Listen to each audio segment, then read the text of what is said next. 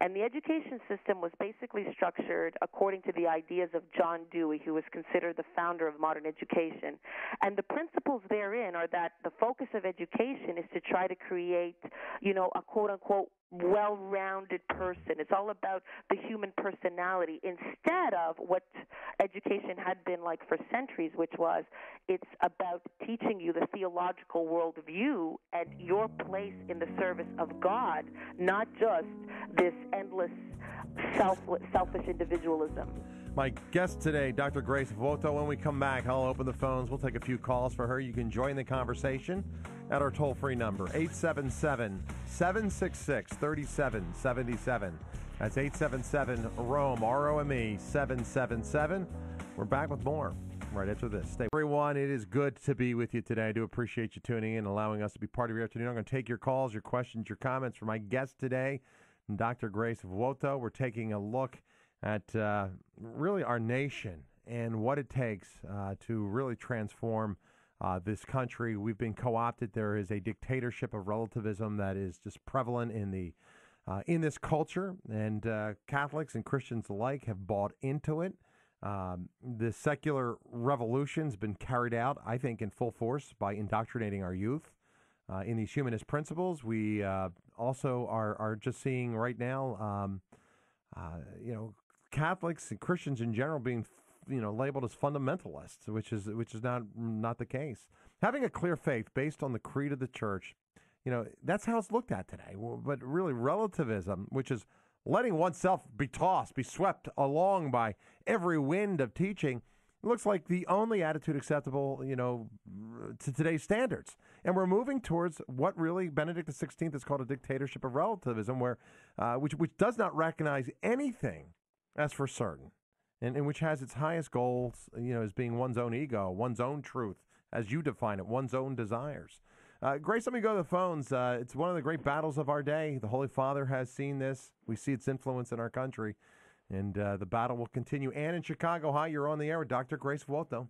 Oh, yeah. Hi. I am so glad to be speaking with you because I think about this virtually on a daily basis. I have 5 children. My youngest is a senior in high school, will be. The older children are all in college. And I think what I've realized from a long time is even our Catholic schools, and I know you're wincing, Drew, I can see it, but my daughters, I would have preferred to send them to traditional Catholic schools where the catechism is very strict. However, I sent them to, because we couldn't afford it, to a local Catholic all-girls school that, by the way, because we had such a large influence, I'm the oldest of 12, and all 6 of my sisters went there. Wow. They were real happy to see us back in the 3rd generation. I had aunts that went there, et cetera.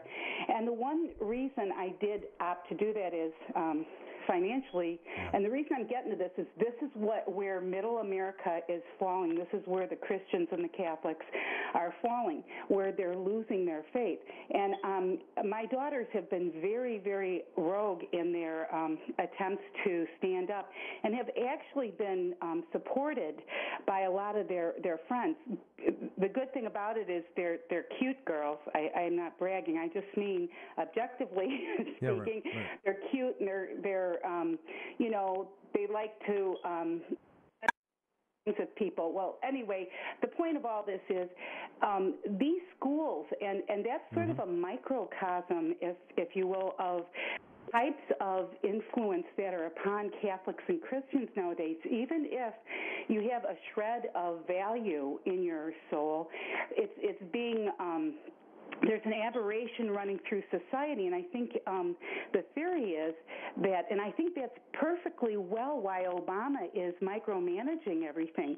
He knows that at those roots, if you're controlling ideas, I mean, everyone looks at him, or I do, maybe not everyone, but I think anyone with sense, and I don't say that arrogantly, looks at that and says, my gosh, is this micromanagement or what?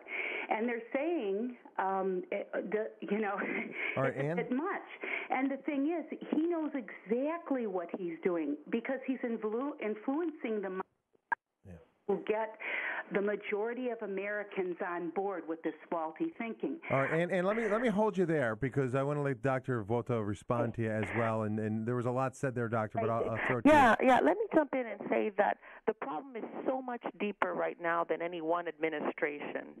What we have is, when I say Christians have been browbeaten and they've been purged really from the public square, they've really become rather insignificant in the public education system, and that is regardless of who is actually the President of the United States. So the problem is really, really an epidemic right now.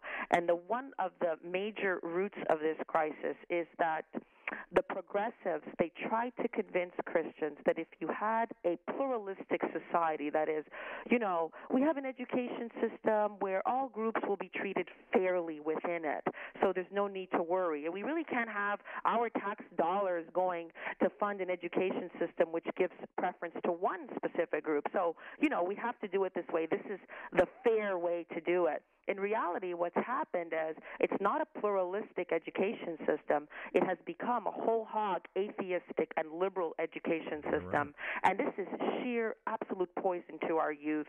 Let me say something else, is that it's not just throughout the whole elementary and high school years of the children's lives, but when they come to college. I was also a college professor, university professor. One of the first things I would tell my freshman class is I would say, many of you, if you are individuals of great faith, I assure you that if you're not vigilant, you will graduate without any shred of faith at all. Because what happens in the guise of you've got to learn all these other subjects, nobody tells them that they also have to delve into the intellectual and theological roots of their own faith.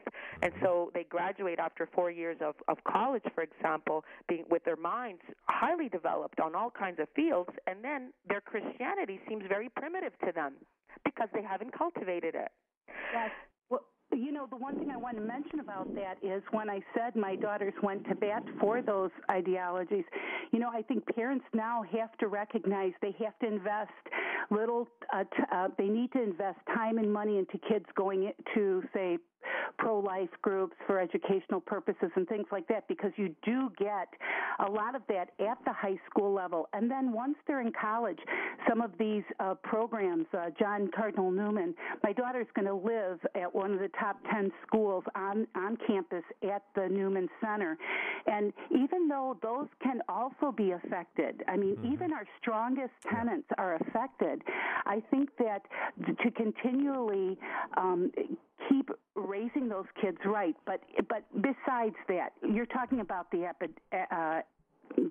epidemic, and I'm so with you on that all of us, when we meet our friends who are Christians, who in a litmus test would prove to be atheistic, we need to tell them, hey, listen, look what's happening. Christian to Christian, we have to get out there and say, do you know what you're saying? Do you know what you're believing? And one of my closest friends, I said, if you don't start saying the rosary now, and if you don't really start voting correctly, and if you don't really do some of these other things, stand up, she said, you're absolutely right. So, well, Ann, I'll tell you what, Ann, keep up the fight, okay? Keep being out there, keep being a witness, and your example, I'm sure, will have a profound effect on a lot of different people. God bless you. I got to leave it right there, though, because time is really limited, okay? Okay, sure. Thanks. God bless you. Scott in San Antonio, hi, you're on the air with Dr. Vuoto. Hey, I'll try not to be so long-winded. I was just curious as to why the parents don't take more responsibility and why you're kind of projecting this upon the public school system to be responsible for the raising of children.